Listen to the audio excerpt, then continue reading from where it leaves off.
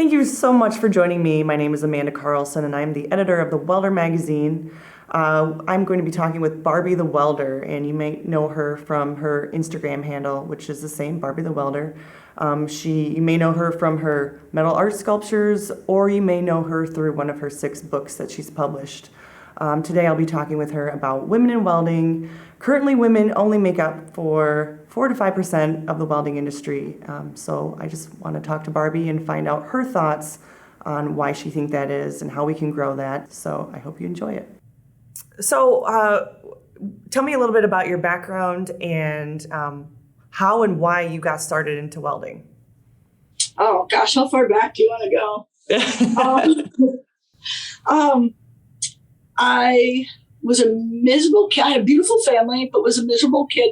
I wanted freedom and I wanted friends. I got bullied really bad because I was different, which when I was a kid, it was a bane of my existence. And today as an artist, it's literally what makes me special. It's what makes all of us special, is being unique. I hated standing out. I was miserable and just went through depression. Didn't understand that I was depressed until later on. My depression turned into alcoholism, into drug addiction. I spent a lot of time running away. I've been arrested several times. Just unhappy human being. I found welding. I actually have a background in auto mechanics.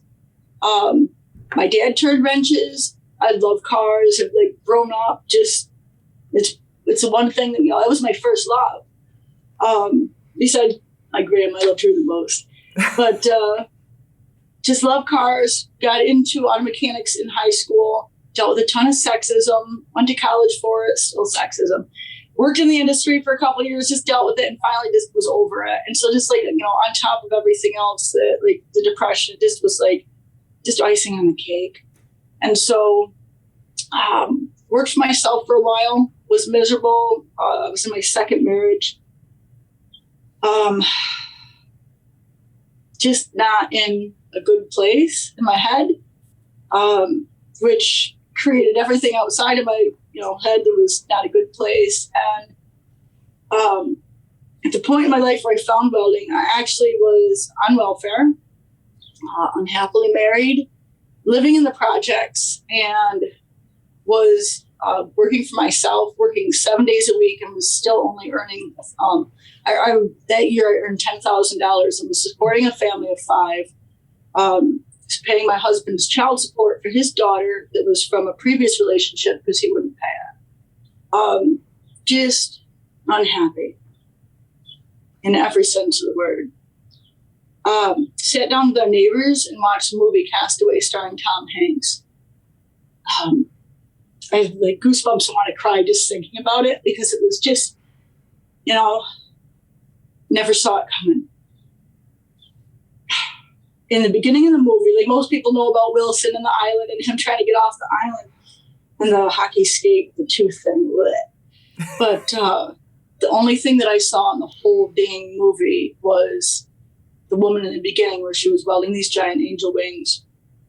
It's dark in this big barn, and the FedEx dude walks in, and there's this giant thing, and it's there's sparks flying everywhere, and it just resonated with my soul. I think, looking back, I think the reason it is, I've spent most of my life walking through hell, living in hell.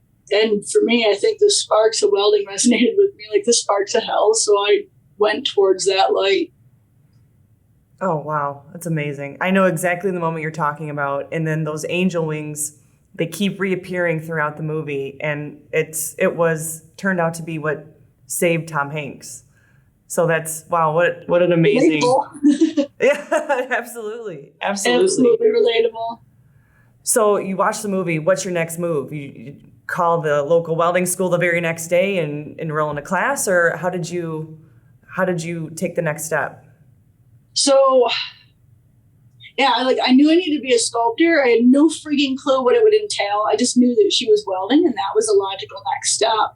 So, because I'd gone to BOCES for auto mechanics, I went up to BOCES and asked them if they had a welding course. They did, and for adults, it was $1,200. Like I said, at that time, that year, I'd earned 10 grand. And that was just hauling scrap metal and pulling parts off of cars at the local pick apart and selling them on eBay. Just completely self-employed. And so I learned about how much it was. I went to my husband. I was like, look, I want to learn welding. I want to be a sculptor. And the answer was a resounding no from him. And so because he wasn't working and I made a defiant decision and was like, I'm going to do this. And so I was already working really hard to try to make ends meet. I just worked harder. It took me 9 months to put the money aside. And November 2007, I started welding at the Elmira Bosse's. I'm going to cry through this whole thing. Dang it, William.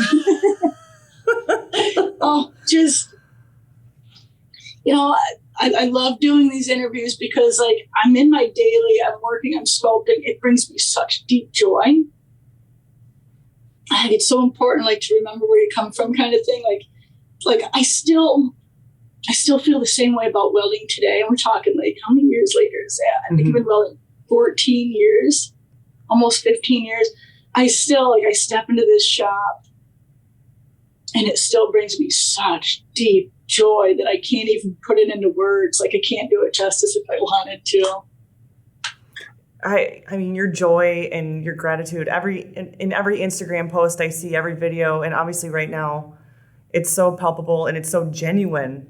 And I understand why now. And I have talked to so many women who found welding in somewhat of the same way that you did. And just kind of tie this all in, we're talking about an industry that has been sitting at the 4 to 5% participation for women, and we just can't seem to get out of that. We can't seem to grow that. And I can't help but wonder if welding was presented earlier for women, men and women, but women especially, if not only would that number grow, but if stories would change. We wouldn't have these really damaged stories where women were at their breaking point and found welding and it changed their lives. And that's great, but what if they found it earlier? I don't know if you've ever thought about that. I know I think about that all the time, and I wonder if you've ever thought about that. Utterly and completely. And yes, I'm working on it. Wait for it.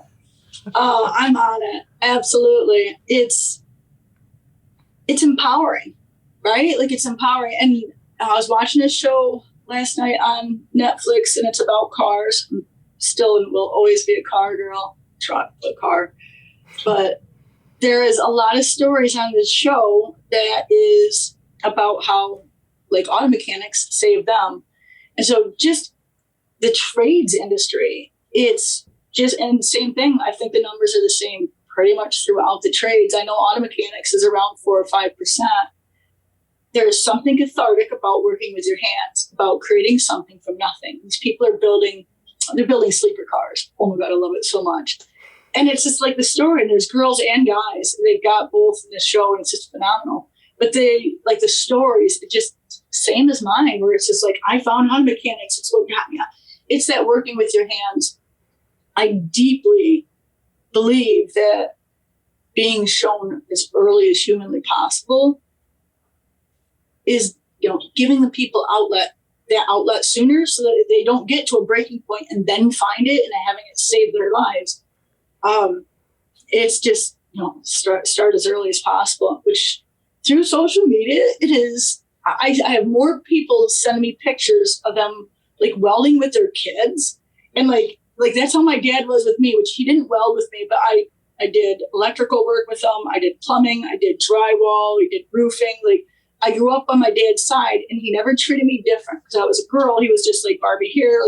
I was his helper. I could fit into small spaces. It worked out for both of us. But I still fit in small spaces during it. But, it's just amazing to see these parents who are just they're empowering their children at young ages. And I think that there's more open-mindedness in the generations that are coming up. And I think it's going to massively change, I think, self-esteem and like self-worth. And, like, you know, I did go through some hell. Like I said, my parents were amazing. My hell was here. It's what I created for myself because of what I took away from different experiences. So it wasn't external, it was an internal hell that I was in.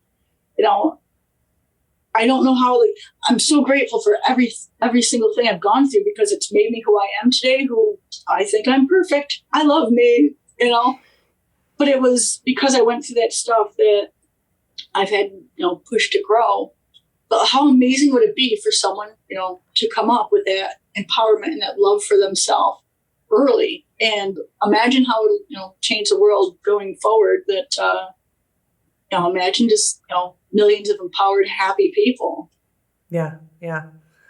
Going back to your early days of becoming a welder and learning welding, were there ever moments that intimidated you? Were there ever times where you were like, ooh, I don't know if this is for me? And if so, you know, how did you push through that? Oh, you're going to hate my answer because it was no. I was the first person, like, in class, the teacher's like, who wants to use this plasma cutter? And I'm like, pick me. Ridiculously obsessed from moment one.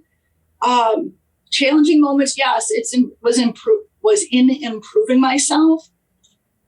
But like I said, I knew I loved welding before I even stepped into the shop. I was watching Biker Build Off, and I was watching like Orange County Choppers and West Coast Choppers and Junkyard Wars. I was watching all these shows on TV that just glorified, and I'm grateful to see that TV's coming back to this. Thank you. It glorified fabrication. I knew I was in love with it the moment I saw the woman in the movie, which I'm so grateful that they cast a woman in that spot. Because gosh, if they didn't, I wonder, you know, would it have resonated with me as well? But yeah, I never felt the intimidation. I was blessed that in school, my teacher was just like, he saw the passion and was just like, let's nurture this one, which I think he did with everyone. But you know, he came over and he pushed me from the beginning to like push my skills and like, you should do this. And can you do like, go over and do that? And he just kind of like really just encouraged me. Mm-hmm. The company, when I got hired out of school at the company, they put me one-on-one with a woman who is an incredible TIG welder. That was intimidating because she's a tough cookie. She's brilliant welder, brilliant. She's a engineer now. I like brilliant woman, badass. Thank you, Cheryl. And so like it was intimidating because she knew what the hell she was doing, and she was definitely like, she's fierce, and she's like, oh, I can't believe you don't know this and don't know that. And I'm just like, I had 104 hours of training. Just teach me. I'm here. And she's patient with me and taught me, and so it just pushing myself to improve myself over myself every day. If I looked at her welds and I looked at mine, it would be like really depressing. And so I learned early on to work to improve myself over myself each day, like make myself better today than I was yesterday. When I judge myself against her, it's not a good vibe. She's been welding for I don't know how long. And it's something I tell people all the time, like, do not judge your day one against someone else's day 100. Do not look at this sculpture here and be like, oh, I could never do something. Like, bullshit, you can, because I started with some looking welds, you know. I'm really good at grinding today because I spent the first year grinding my welds out. Oh, trust me. Yeah. Oh, and like I said, she had super high like level of expectancy for my work. The company did also. So I was very blessed to be into a, you know, just deeply, you know, high valued craftsmanship shop. And so which my dad was like that. So I like just everything literally was just like kind of fell into line with me.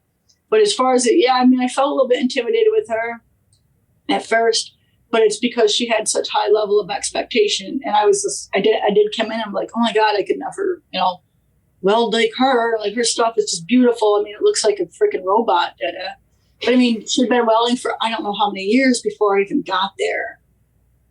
So it was, early on it was like, do not judge your day one against someone else's day 100. Yeah. And I think that's an important note too. I wonder if a lot of younger women especially are intimidated by even trying, even enrolling in a class, because they're not sure if they're going to have that ally. There are going to be they do call a minority. Email me my email. Well, right, but I wonder if they're afraid that they won't have that teacher that sees the spark, that sees the energy, that sees the passion, that they'll just kind of be regulated to the side just because they're a girl. And I think your story and so many others prove that that's not the case. If you come and you want to work and you've got the passion and you're driven, you're going to stand out and you're going to get the attention and you're not going to be treated any differently. In fact, the expectations might be set higher for you because of what your potential could be. So I'm glad that you said that. There are allies out there, whether it be in school or on the job. Not everybody might have a Cheryl like you, but they're out there. They're out there. You'll find them. So mainstream, I hate even having this conversation because it's just such bullshit stuff, right? Because it's just like, how is it not normal that women are welding? Like it just kind of surprises me, right? Like it's like I said, I was out of high school, was a mechanic, and I was shocked when I went into the industry and got sexism because I grew up without it. There was no like gender barriers in my home. They taught my brother how to cook and they taught me how to wrench on cars. The men in my family are much better. I set more stuff on fire in my kitchen than I do in my shop. And that is saying something. I hate that we still have to have this. It is 2021? I have to do math on what year it is. Yeah, it's annoying. It is annoying. It is. It's just, I can't wait for it to be mainstream. I'm sick of seeing like women celebrated on LinkedIn because like first black this one or first, I'm just like, are you kidding me? Like, why is this even still a conversation? Oh my goodness. I agree. But, it is. And here we are. And the thing is just like the more, I think social media is the biggest blessing. I will post what I'm doing on there. And like, I didn't find welding until I saw a woman welding, right? I'm sure it was in front of me like a billion times before then. But there was never a woman. I could not see myself in that position. And with social media, oh, these girls are slick, man. They're all like, here I am welding, and their friends are seeing it, and this one's seeing it, and that one's seeing it, and then like next thing you know, like the dad's like, I want my daughter to like work with me in the shop. How cool would that be? And like little baby safety gloves and got the gear on, and I'm just like, it is. Social media is such a blessing for these girls coming up, being used right, because now we can all see ourselves welding. We can all see ourselves as auto mechanics. The more of these shows that they're showing with women behind the wheel racing these cars, the more it is being seen, the more we can see ourselves in those shoes. And that just needs, like, we just need to up our social media game and not the filters, ladies. Like, let's not filter this stuff. Like, I've got a pimple. Check it out. It's okay to have pimples. Turn sideways, knocks the camera off. But like the more we show what we're doing with integrity, the more someone else is going to be like, I see her doing it, and if she's doing it, so can I. And that's what we need, is that so can I.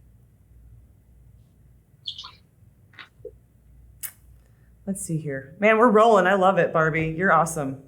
You are awesome. I think I've looked at my list of questions like one time. So that's perfect. It's perfect.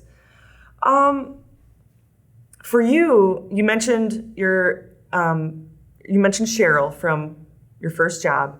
What other women in the industry inspired you or inspire you right now? Little girl, you're gonna make me cry.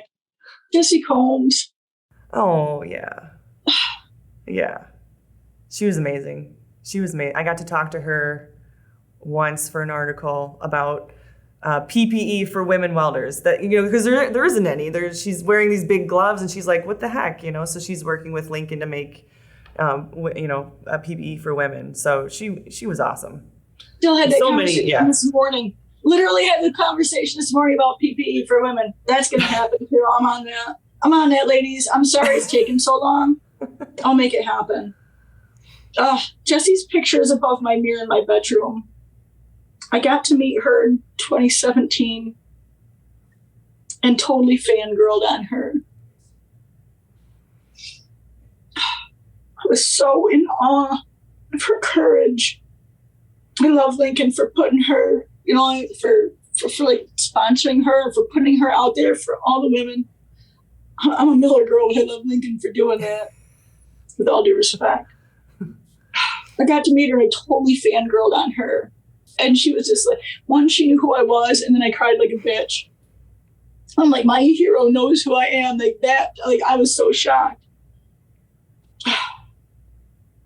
She just, such a beautiful human being. There was so much stuff she was doing behind the scenes to make motorsports, make welding, make everything, so that women have the opportunity, so that they could see themselves in that position.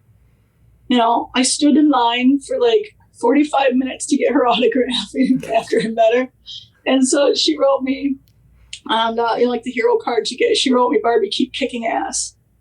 And I have that on my mirror, and I look at it every fucking day. Sorry. It's okay. It empowers me still to this day. And it will forever. Like, it'll never move from there.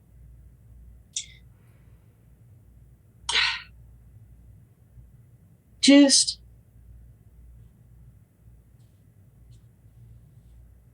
yeah, we need more heroes like Jessi. Like, we need women to stand up and just be the real deal, so that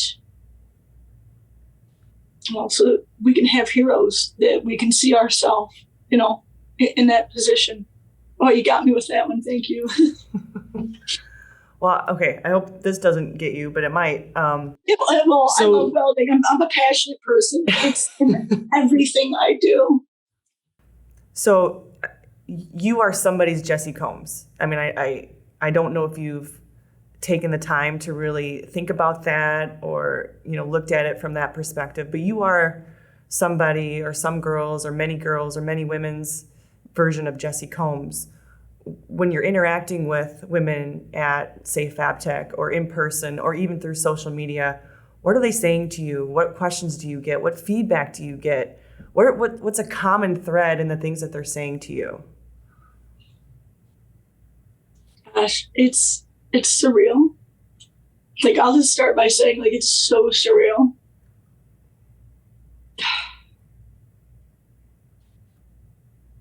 Yeah, it's it is. It's just such a surreal thing to even think about that.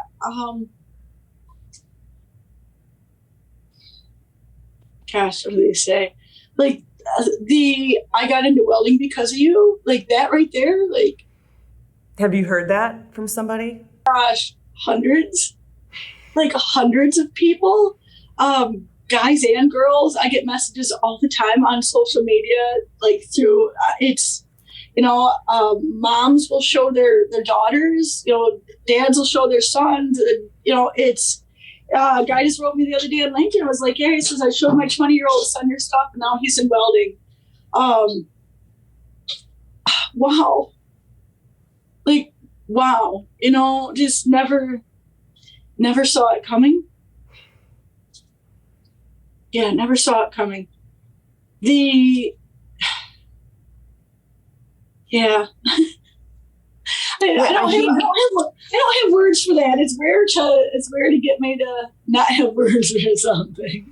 I think for you, and again, this is just my observation, I think it's a product of just being exactly who you are on social media, and not trying to put out this picture of perfection, of filters, of this or that. That's not really who you are. I think people can relate to somebody who is perfectly imperfect and just comfortable in their skin, and that, and for them, that's you, and that's exactly who you embody. So I think that's a testament to yourself, but I think that's also an example that, others should and could and want to follow.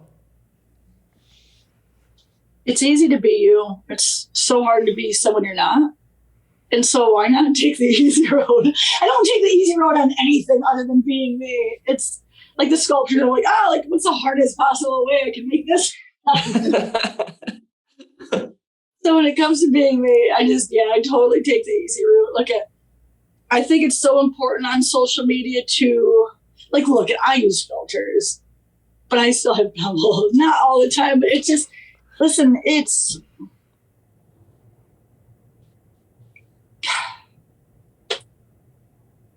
it goes back to my childhood, right? I did everything in my power to try to fit in with the neighborhood kids. I wanted friends to be on bad. That I did whatever it took to try to fit in, and it still never worked. It's when I finding I was just this is who I am. It just this I love cars. It was weird because no other girls like cars. It just I always stood out like a sore thumb. And what was a bane of my existence when I was a kid is literally it's my bread and butter today. I am who I am because I stand out. And how boring would the world be if everyone was the same? The world needs your uniqueness, your odd, your eccentric, your weird. Give me all of that. When you're truly yourself, that's when you're happy. And that's I can embrace it so hard today because I've never been happier. And it's because I am, the other day I was having the worst day that I've had in years. And it's all here. It's all here. It's all in my mind. It has nothing to do with what's on the outside. My inside creates the outside, not vice versa. I'm having this worst, I'm on my case about, I'm working insane hours right now. I am, under the gun. I have two things I've got to do at once. And that's in the shop. That's before I even leave here. I told you I can't cook. So food's just out the window at this point. I'm having an awful day. And I thought it was really important to share that because I don't want someone to look at my Instagram or my TikTok or my whatever and think her life is so perfect. I need you to see look at just because I am Barbie the Welder doesn't mean I have shit days. There are trust me. And they're a lot less worse than they used to be.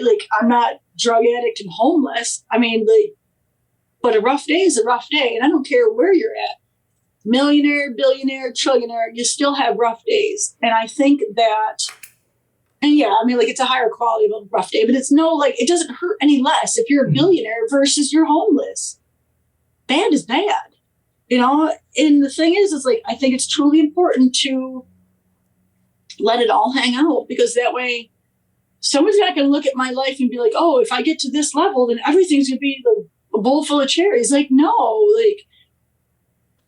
So I had a hard day and I reached out for a hug. I said, listen, I really could use a hug.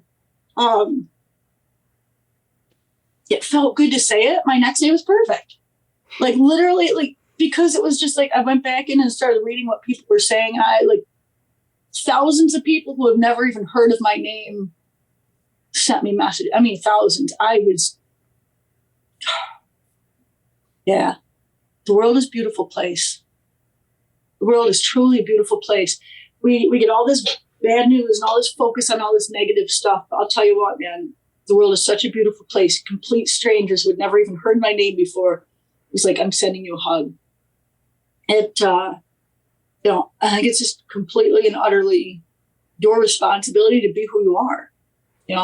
Everyone else be damned. I don't care what my neighbor thinks about me. I mean, I want to respect them, yes, but if I want a 10-foot dragon in my front yard, if that is who I am and that makes me happy, then that's what's going there. They've come to love it.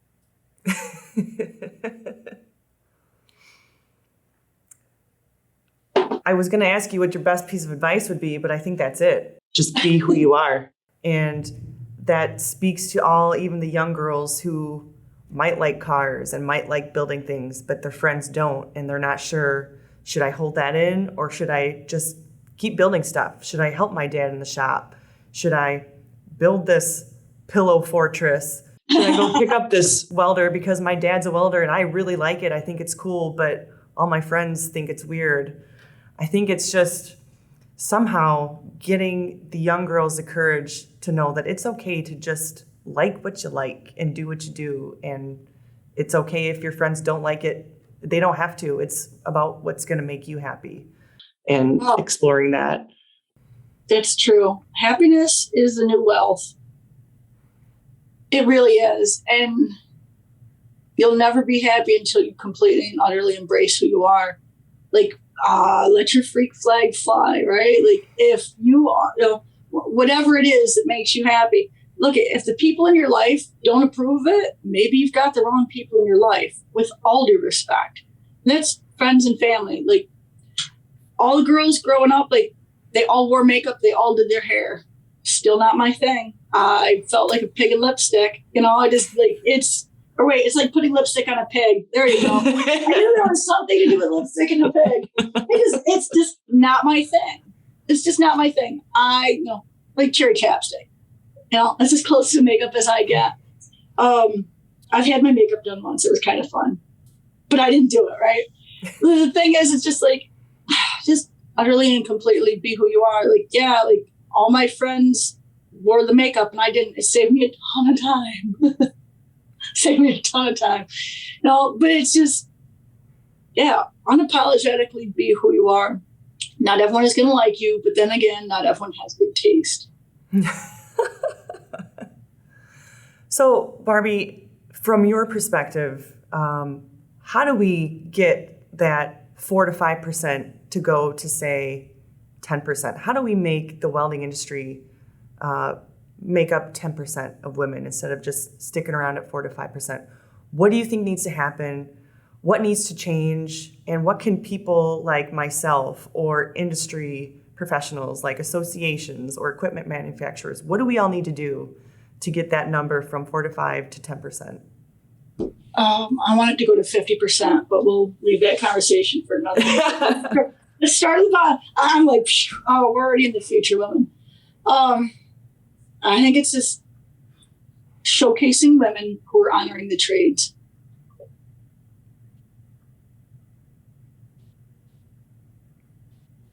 Okay. Like, it's we're starting with that here. Yeah, absolutely. Yeah. Do you think that's gotten better, or do you think it could still continue, like get better even more so than it is? I think it's gotten better. Okay. I've been doing this. When did I get on the practical welding today? I started in 2007. I think, honestly, I think Jessi Combs might have been the first woman I put on the cover. So bringing it full circle here. It's definitely gotten better, but could it be better still? Yes. It needs to get to the point where it's not weird that there's a woman on the cover of a welding magazine, or that we're still talking, it's got woman welder. You're a welder. You shouldn't be a woman welder. You should be known as a welder. Thank you. Yeah, I'm a welder. I'll still hashtag woman welder because it works sometimes. But dang, it is. Like, I totally agree with you. It's making it the norm.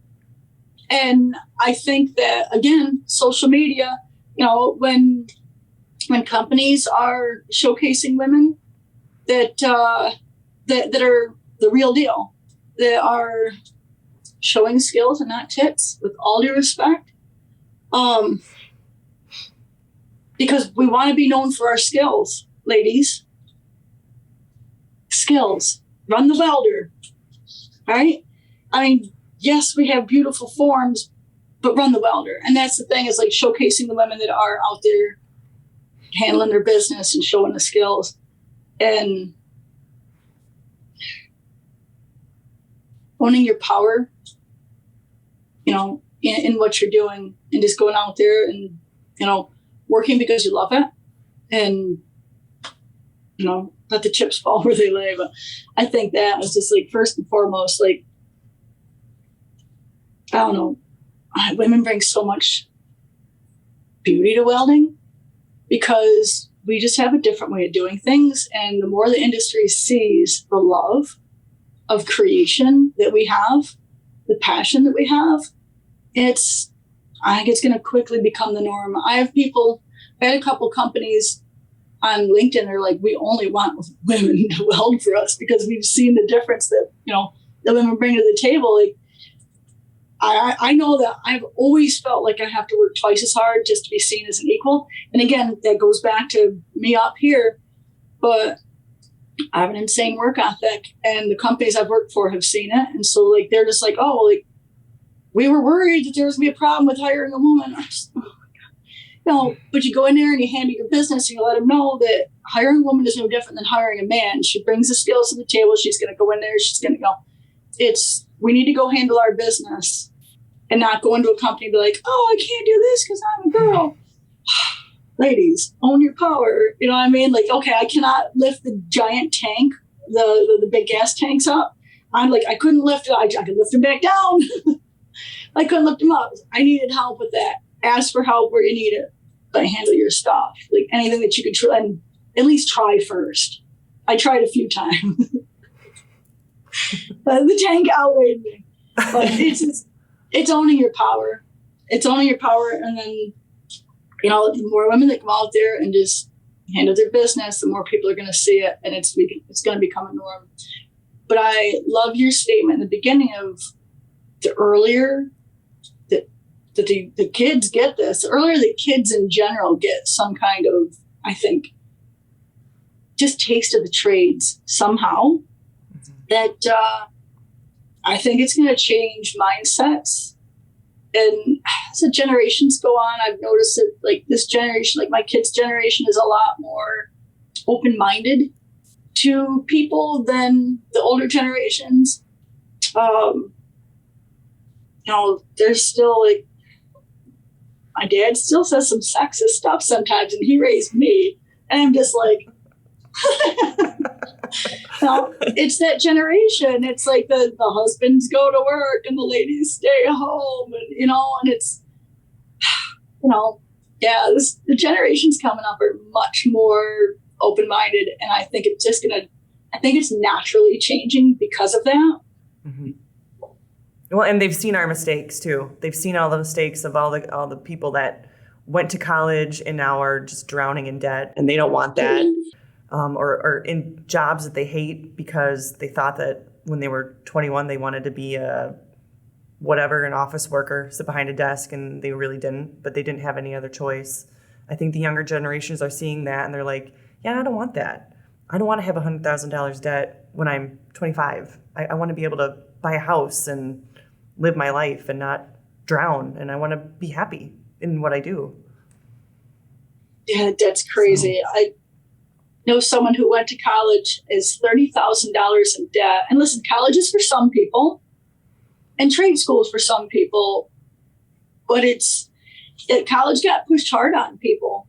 Mm-hmm. Because it's like that. My mom and dad, even though my dad was a mechanic and raised me the way he did, but it was like college. And I was just like, you see me, right? Like, you've met me? Mm-hmm. I did go to college and it was for auto mechanics. So I mean, like, I did. Like, we met halfway. But it was like there was a push for it. It's like doctor or a lawyer, like that's where the money is. And it's not where the happiness is. Go back to happiness is a new wealth. Like, if you're happy, like, wealth comes. But it's being happy. Like, that happiness is, you get that right, man, and everything else just falls in line. But the college, it's like, it's great for some people. Because I mean, like, you want college, I don't want my doctor with, I don't want my doctor with some, I don't know, with not going to college, right? I'd like him to know what he's doing. Which I don't even have a doctor, so I don't even know where that came from. Just saying, a doctor in general. Doctor. But, it's like, college got pushed on a lot of people because there is like that, I want my kid to succeed. And it's like, it's not out of disrespect. It's out of love. Like, they want their kid to be financially stable. I get it. I have 2 sons. I want them to be financially stable.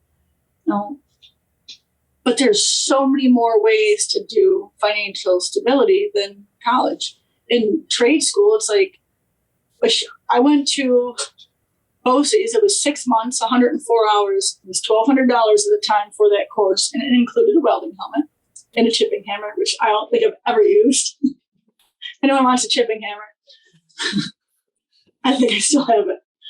But yeah, I mean, like $1,200, and for me, it took a lot for me to earn that. But I got hired with that. They taught me enough to pass the test so that I could get hired. Which again, that came with like I think they saw the passion also. Mm-hmm. But yeah, I mean, like $1,200 to have a career where I am today, and I could have stayed at that company. I chose to leave because this was my vision all along. But I mean, like they paid me really well. 2 weeks to get that. Wait, no, 3 weeks, and I had $1,200. Man, like, return on investment in 3 weeks. That was gross income, but still, I'm just like, dude, it took me almost a year to save up for that money, and then like literally like had that money back, and in 3 weeks, it was just the money was mind blowing for me. I'd never come anywhere close to earning that much money in my life. And as being a single mom most of my life, it was, I could do stuff for my kids that I've always wanted to and has never had the financial means, There's a lot of money in the trades. There's a lot of, I'm going to say self-esteem, self-worth, because there's just something magical about creating with your hands. It's something that I'm just deeply grateful for every single day. That, I didn't set out to like cure depression for myself or raise my self-esteem, but it's exactly what happened. Is as I was having like these small successes, like learn a little bit of TIG, and I'm like, wow, that got like it looks good. It looks, it looks good, and like it would just bloop bloop bloop, and you go up a little bit of a level, and you learn something else, and like you're just like, oh, that's awesome. Because like there's no end to fabrication. I still learn on a daily basis sitting in my shop. I'm like, oh, that's a lot easier. It's going to save me a lot of time. There's always something to learn, and there's so much I don't know about metal that is just super exciting. I mean, 14 years I've been in welding, and there's so much that I don't know that it's just exciting. And so, yeah, those little improvements, like just my self-esteem grew. My focus was on something outside of myself. So I was like, how can I, instead of poor me? Like the depression was all like, poor me. Like, oh, because of this is like this, because of that, and when I found welding, it was just like, it turned into how can I? Mm-hmm. And asking myself, how can I do this? And how can I do that? Like, feel like the depression magically lifted. I mean, like it happened over time, but it was because of the outside focus versus that, like, oh, poor Barbie, yeah. The single mom, and poor Barbie, you're on welfare, and poor Barbie, the alcoholic, and it really did. It just all lifted because of the outside focus.